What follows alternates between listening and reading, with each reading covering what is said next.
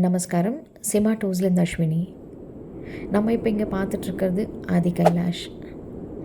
இத்தனை நாள் யாத்திரைக்கு அப்புறம், ஒவ்வொரு நாளாக இந்த 5 நாள் பிரயாணத்துக்கு அப்புறம் இந்த ஒரு அற்புதமான ஒரு திவ்யமான ஒரு தரிசனம் நம்ம பார்த்துட்டு இருக்கிறோம்.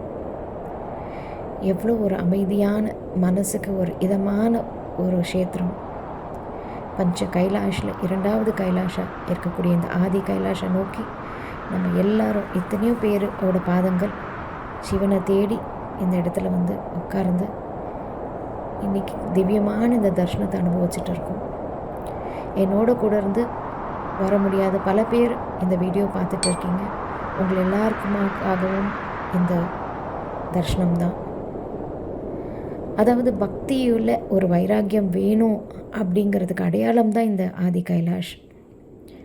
சதிதேவி இறந்ததுக்கு பின்னாடி தவநிலைக்கு போன சிவபெருமான் இந்த பக்தின்ற வைராக்கியத்தில் பார்வதி தேவி கடுமையான தவம் இருந்து அவரோட தவத்தை மனசிறங்கி வர செய்து அவரை கரம் பிடிச்ச இடம். ஸோ ஒவ்வொரு நாளும் நம்ம பக்திக்கு கண்டிப்பாக பெருமாள் செவி சாய்ப்பார்.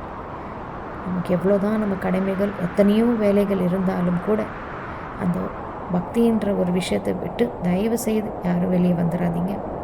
கஷ்டங்கள் எல்லாருக்குமே இருக்கும். கஷ்டப்படும் பொழுதெல்லாம் நினச்சிக்கோங்க கடவுள் நம்ம பக்கத்துலேயே இருக்கார் அப்படிங்கிறது. அவர் நம்மளை வந்து ஒவ்வொரு நாளாக செதுக்கி தயார்படுத்திகிட்ருக்கிறாரு. அதனால் வருங்காலத்துலேயும் நம்ம குழந்தைங்களுக்கும் நம்ம சந்ததிகள் எல்லாருக்குமே சொல்லுங்கள், பக்தின்றது ஒன்று தான் நிரந்தரமான ஒரு விஷயம். ஸோ இந்த இடத்துல இதே போல் அதாவது இன்னும் நிறைய பேரை கூட்டிகிட்டு வந்து இதே போல் இந்த மாதிரி ஒரு அனுபவங்களை திரும்ப திரும்ப கொடுக்கும்படியான ஒரு பிரார்த்தனையை நான் வந்து பெருமாள்கிட்ட வைக்கிறேன். எனக்கு எத்தனை ஆயுசு கொடுத்துருக்காரோ அந்த ஆயுசு முழிக்க என்னோடய ஆரோக்கியம் நல்லபடியாக இருக்கும் வரைக்கும் இன்னும் பல பேரை நான் கூட்டிகிட்டு வந்து இதே போல் தரிசனம் இந்த மாதிரி ஒரு ஆனந்தத்தை அனுபவிக்கணும்.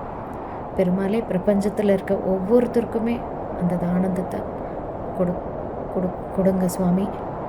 எல்லாருக்குமே நீங்கள் கூடயே இருந்து நல்லபடியான ஒரு நிம்மதியான ஒரு சூழ்நிலையை ஏற்படுத்தி கொடுங்க. ஓம் நம சிவாய்.